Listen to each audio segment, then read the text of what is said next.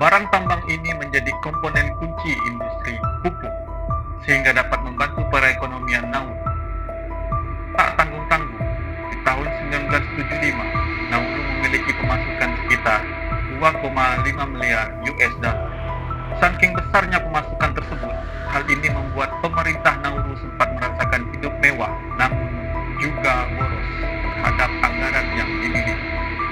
Saking tajirnya, Nauru tidak membebankan pajak pada penduduknya.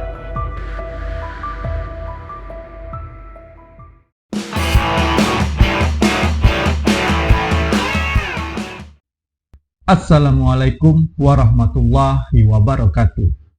Apa kabar kalian di weekend kali ini, geng?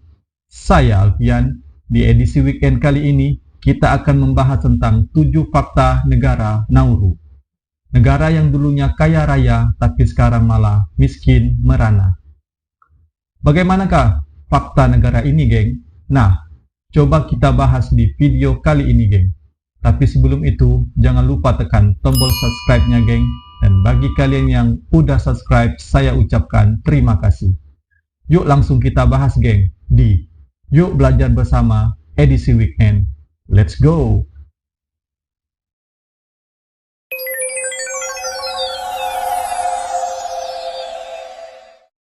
Di tengah luasnya Samudra Hindia, ternyata ada sebuah pulau kecil bernama Nauru.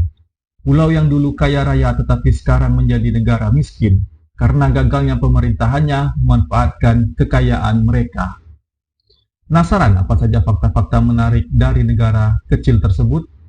Berikut ada 7 fakta yang akan saya bahas. Fakta yang pertama adalah negara kepulauan terkecil di dunia. Nauru mendapat predikat sebagai negara kepulauan terkecil di dunia sebab luas wilayahnya hanya sekitar 12 mil persegi atau sekitar 21 km persegi saja. Bahkan luas wilayah tersebut masih kalah dengan luas wilayah Kecamatan Jagakarsa, Jakarta Selatan. Menurut data dari Badan Pusat Statistik Kota Jakarta Selatan, luas wilayah Kecamatan Jagakarsa adalah 24,87 km persegi. Jumlah populasi di Nauru juga cukup sedikit. Menurut data terbaru, hanya ada sekitar 12.000 hingga 13.000 orang menetap di Nauru.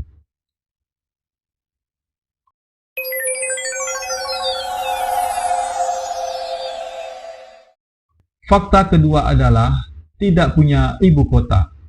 Setiap negara tentu memiliki ibu kota, tapi lain halnya dengan Nauru, yang mana negara kepulauan tersebut tidak memiliki ibu kota sama sekali. Namun, masyarakat setempat menganggap kalau wilayah Yaren yang terletak di selatan Pulau Nauru secara tidak resmi dianggap sebagai ibu kota Nauru.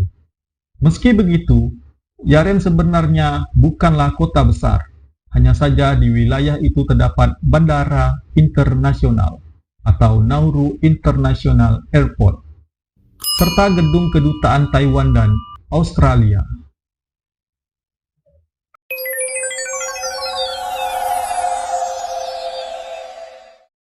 Fakta ketiga, sempat menjadi negara kaya. Meski negaranya kecil, namun jangan salah kalau Nauru sempat menjadi negara kaya raya di dunia. Di tahun 1970-an, Nauru dicap sebagai negara kaya karena menarik keuntungan dari cadangan fosfat, sebab endapan fosfat dapat ditemukan di hampir seluruh wilayah Nauru.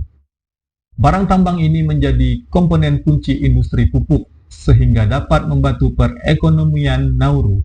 Tak tanggung-tanggung, di tahun 1975, Nauru memiliki pemasukan sekitar 2,5 miliar US dollar.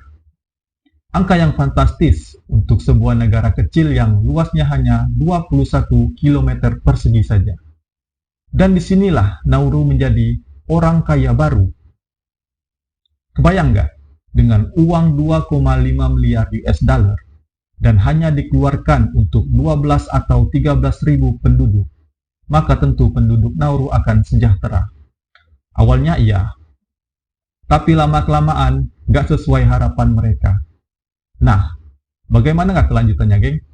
Sebelum kita lanjut, yuk geng, tekan tombol subscribe-nya dulu. Dan bagi kalian yang udah subscribe, saya ucapkan terima kasih. Next.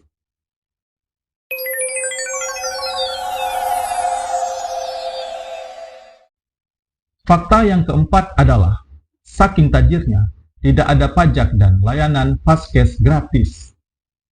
Saking besarnya pemasukan tersebut, hal ini membuat pemerintah Nauru sempat merasakan hidup mewah, namun juga boros terhadap anggaran yang dimiliki. Saking tajirnya, Nauru tidak membebankan pajak pada penduduknya. Selain itu, semua layanan fasilitas kesehatan diberikan secara gratis kepada masyarakat. Jika ada yang membutuhkan perawatan medis khusus, pemerintah akan menerbangkan pasien tersebut ke Australia. Dan pelajar-pelajar dari Nauru yang dicap memiliki prestasi yang baik akan dibiayai untuk melanjutkan sekolah di Australia juga. Tapi dengan kemewahan itu semua, penduduk Nauru banyak lupa diri dan lupa akan kesehatan mereka. Setiap hari mereka hanya mengkonsumsi junk food dan minuman bersoda. Hingga pada akhirnya penduduk Nauru banyak yang obesitas. WHO melaporkan, kira-kira ada 94,5% penduduk Nauru mengalami kelebihan berat badan atau obesitas. Ini menjadikan Nauru sebagai negara yang memiliki tingkat obesitas tinggi di dunia dengan berat rata-rata 100 kg. Ini yang 5,5%-nya yang gak obesitas itu, geng. Mungkin pelajar Nauru yang dikirim ke Australia aja kali ya, geng. Oke, next. Fakta kelima adalah, dari yang kaya mendadak jatuh miskin. Efek dari tambang fosfat yang dikelola pemerintah membuat Nauru merasakan efek oven. Hal ini menyebabkan terjadinya kekeringan berkepanjangan di negara tersebut. Pemerintah akhirnya menghentikan tambang fosfat dan berpikir bagaimana caranya mendapatkan pemasukan besar tanpa merusak alam. Akhirnya, pada 1992, pemerintah Nauru melakukan investasi besar-besaran. Namun, investasi tersebut ternyata bodong, dan Nauru mengalami kerugian hingga mencapai 30 juta US dollar. Saya kira rakyat biasa aja bisa kena investasi bodong ya. Ternyata sebuah negara juga bisa loh kena investasi bodong. Tak sampai di situ, seorang penasihat dari Kementerian Keuangan Nauru menawarkan sebuah investasi dalam bentuk pertunjukan. Naas, konser yang digelar pada Juni 1993 di London, Inggris, juga mengalami kerugian sekitar 7 juta US dollar. Pil pahit harus kembali ditelan pemerintah Nauru sebab seorang penasihat keuangan lainnya kedapatan menggelapkan dana sekitar 60 juta US dollar. Kini, Nauru perlahan menjadi negara miskin dan sangat bergantung pada bantuan negara lainnya. Ini nggak di negara besar, nggak di negara kecil. Kalau udah lihat duit banyak, pasti ada aja yang korupsinya. Gak mikir apa kemajuan negaranya ke depan kayak gimana. Oh iya, koruptor kan gak bisa mikir, karena mereka gak ada otak. Oke, next. Fakta keenam adalah, jadi tempat penampungan pengungsi. Sempat menjadi negara kaya raya di era 70-an, Nauru kini berubah menjadi negara miskin. Australia yang kebetulan jaraknya cukup dekat dengan Nauru memanfaatkan hal tersebut dengan baik. Kini Nauru menjadi salah satu tempat penampungan pengungsi sebelum masuk ke Australia. Dari tugas tersebut, Nauru berhasil punya pendapatan sekitar 10 juta US dollar selama beberapa tahun terakhir. Alhamdulillah. Lumayanlah dikelola baik-baik, Pak. Jangan salah invest lagi. Terus jangan kasih kesempatan koruptor untuk korupsi lagi.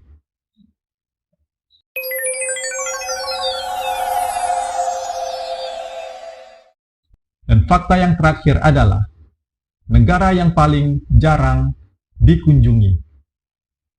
Setelah mengalami kerugian besar-besaran, hal ini ternyata ikut mempengaruhi sektor pariwisata di Nauru. Faktanya, Nauru menjadi negara paling jarang dikunjungi di dunia. Menurut data terbaru, rata-rata hanya 200 wisatawan yang berkunjung ke Nauru setiap tahunnya. Untuk bisa sampai ke Nauru, wisatawan harus terbang dari Brisbane, Australia, dengan waktu tempuh sekitar 4,5 jam. Setibanya di Nauru, wisatawan hanya dapat memilih salah satu dari 2 hotel yang tersedia di pulau tersebut. Namun, ada juga sejumlah homestay yang bisa ditempati oleh para turis.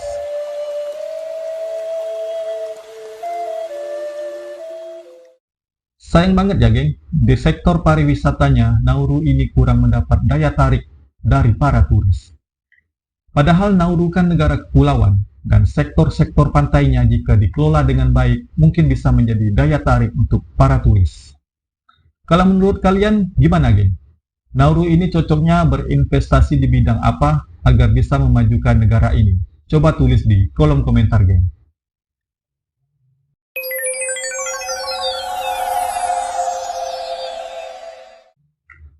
Oke lah geng, sekian dulu video kali ini. Semoga video ini bermanfaat dan menambah wawasan kalian. Dan jangan lupa untuk like, komen, dan subscribe-nya geng. Kalau ada salah-salah kata, salah-salah data, dan salah-salah yang lainnya, saya mohon maaf geng. Saya Alfian, tetap tonton video saya yang lainnya di Yuk Belajar Bersama edisi weekend. Bye!